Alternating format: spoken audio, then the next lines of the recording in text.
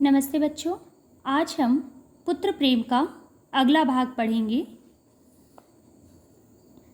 किंतु कुछ ऐसा संयोग हुआ। इसके पहले हमने पढ़ा था कि चैतन्य दास अपने बड़े बेटे को बैरिस्टर बनाने के लिए इंग्लैंड भेजना चाहते थे। ये उनका जीवन का सबसे बड़ा सपना था।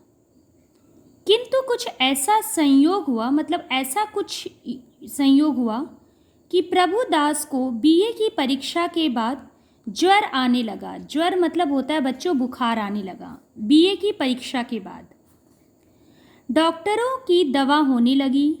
1 मास मतलब 1 महीने तक नित्य डॉक्टर साहब आते रहे, पर ज्वर में कमी न हुई। दूसरे डॉक्टर का इलाज होने लगा, पर उससे भी कुछ लाभ न हुआ। प्रभुदास दिनों दिन क्षीण होता चला गया, मतलब दुबला होता चला गया। उठने बैठने की शक्ति न थी। यहाँ तक कि परीक्षा में प्रथम श्रेणी में उत्तीर्ण होने का शुभ संवाद सुनकर भी उसके चेहरे पर हर्ष का कोई चिन्ह न दिखाई दिया। वह सदैव गहरी चिंता में डूबा रहता था। उसे अपना जीवन बोझ सा जान पड़ने लगा था। एक रोज चैतन्य दास ने डॉक्टर साहब से पूछा, यह क्या बात है कि 2 महीने हो गए और अभी तक दवा का कोई असर नहीं हुआ। इस पैराग्राफ में बताया गया है कि प्रभुदास बीए की परीक्षा तक ठीक थे। बीए मतलब ग्रेजुएशन होने के बाद उनको बुखार हुआ, और वह बुखार ऐसा हुआ कि महीनों दिन बीत गए। पहला डॉक्टर आया, कोई फ़ायदा नहीं हुआ। दूसरा डॉक्टर आया तो भी फ़ायदा नहीं हुआ।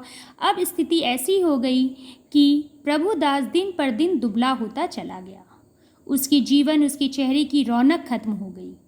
यहाँ तक कि परीक्षा में प्रथम आने की बात सुनकर भी बच्चे जो खुश होते हैं, इसके चेहरे पे वो हंसी नहीं दिखती थी। अब पिता माता घबराएं। अब पिता चैतन्य दास डॉक्टर साहब से क्या पूछते हैं, आगे देखिए। डॉक्टर साहब ने संदेहजनक उत्तर दिया, मैं आपको संशय में नहीं डालना चाहता, मतलब मैं आपको झूठा दिलासा नहीं देना चाहता।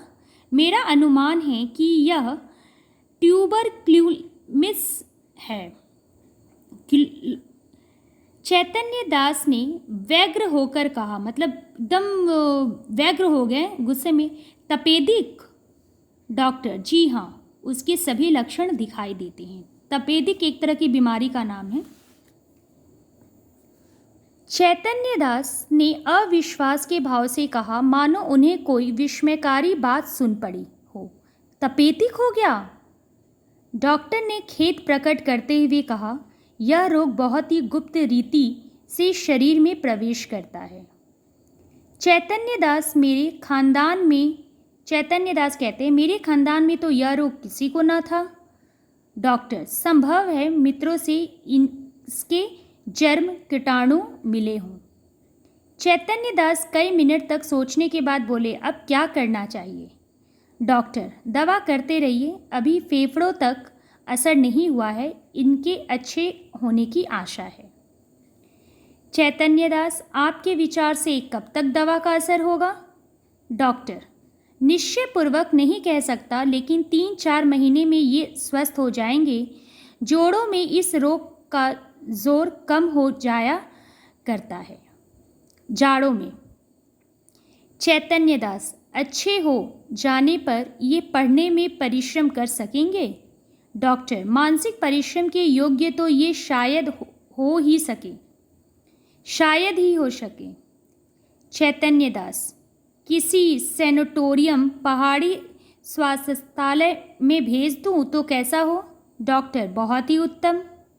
चैतन्य दास, तब यह पूर्ण रीति से स्वस्थ हो जाएंगे? डॉक्टर, हो सकते हैं, लेकिन इस रोग का दवा रखने के लिए इनका मानसिक परिश्रम से बचना ही अच्छा है। चैतन्य दास नैराश्य भाव से बोले, तब तो इनका जीवन ही नष्ट हो गया। यहाँ पे डॉक्टर और चैतन्य दास पे वार्तालाप होता है। दोनों सिंपल सी बातें हैं, बीमारी पे चर्चा करते हैं। यह बीमारी एक गुप्त बीमारी है जो किसी के भी, जैसे अभी आप कोरोना को देखिए, किसी के भी संपर्क में जाने से फैलता है, उसी तरह यह बीमारी है, किसी के संपर्क में जाने से ये कीटाणु इनके अंदर प्रवेश किया है। और ये धीरे धीरे शरीर को खोखला कर देता है, लेकिन अभी तक इसका असर फेफड़ों तक नहीं पहुंचा है। तो उम्मीद है कि प्रभुदास ठीक हो जाएं। इस हालत में भी चैतन्य दास को ये चिंता है कि प्रभुदास ठीक होने पर भी शारीरिक और मानसिक मेहनत करके पढ़ पाएंगे। जब डॉक्टर द्वारा नहीं शब्द सुनने पर, शायद शब्द सुनने पर वो निराश होते हैं और कहते हैं कि इनका जीवन अब नष्ट है। यहाँ तक हमने पढ़ा है, अगला हम नेक्स्ट वीडियो में पढ़ेंगे।